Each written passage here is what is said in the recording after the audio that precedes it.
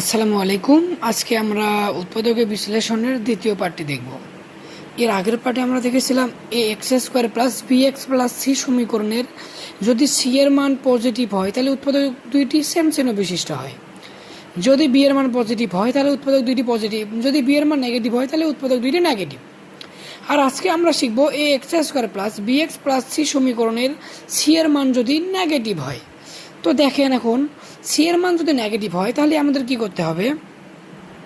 তো প্রথম একটা আমরা এক্সাম্পল দেখি, x square minus 5x minus 6। যেহেতু প্রথম উৎপাদকটি নেগেটিভ, তাহলে আমাদের এমন দুইটি উৎপাদক লাগবে, একটা হবে নেগেটিভ মানে একটি হবে পজিটিভ। তাহলে ভেতরে যে চিহ্ন থাকবে পরোটার সামনে সেই চিহ্ন। 6 ছয় 3 দুগুণে যদি আমরা 6 দিই তো দুটো সেম জাতীয় করলে 5 হয়, বাট আমাদের সেম জাতীয় নেওয়া যাবে না, মাইনাস আছে, তো একটা নিতে হবে প্লাস, একটা নিতে হবে মাইনাস। তো যদি আমরা 6 লিখি আর -6 লিখি, তার সাথে প্লাস এক্স লিখি, তাহলে আমাদের এই কন্ডিশনটা পূরণ হবে। তার মানে এখান থেকে আসবে x - 6 x - 1 x + 1। তো এখান থেকে আমরা বলতে পারি, যদি আমরা ধ্রুবক পদ ঋণাত্মক হয় এবং মাঝখানের পদটি নেগেটিভ হয় তাহলেই কেবল বড় উৎপাদকটি নেগেটিভ হবে। আবার এটার ক্ষেত্রে ধ্রুবক পদ নেগেটিভ, তার মানে উৎপাদক দুইটি হবে, একটি পজিটিভ একটা নেগেটিভ। যেহেতু বি এর মান পজিটিভ, তার মানে বড়টার সাথে হবে পজিটিভ। একই উৎপাদক, এখানে নেগেটিভ ছিল, বড়টার সামনে নেগেটিভ, এখানে বি পজিটিভ, এখানে বি সামনে পজিটিভ, সেম। তো আমরা যদি আরেকটা এক্সাম্পল দেখি, x square plus x minus 10। তো এই আসে গ্রহণগুলো হয়ে যাবে 3 × 10 = 30। তো আমরা যদি এটাকে ভাঙ্গাই 5 × 6 = 30, যেহেতু পজিটিভ বড়টার সামনে পজিটিভ 6, এইভাবে করলে এইটা অ্যান্সার আসবে।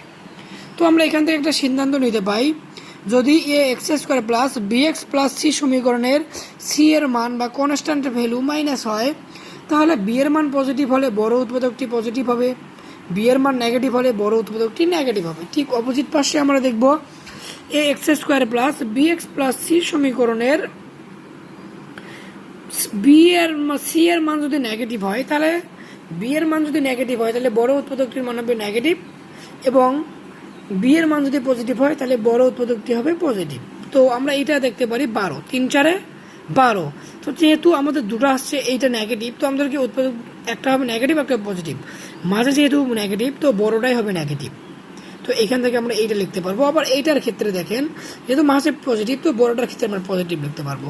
তো আমি আপনাদের বোঝার সুবিধার্থে এই ভিডিওটি মানে আরেকবার সামারাইজ করতেছি। A x square plus b x plus c সমীকরণের ক্ষেত্রে সি এর মান নেগেটিভ হলে একটি উৎপাদক হবে পজিটিভ, একটি হবে নেগেটিভ।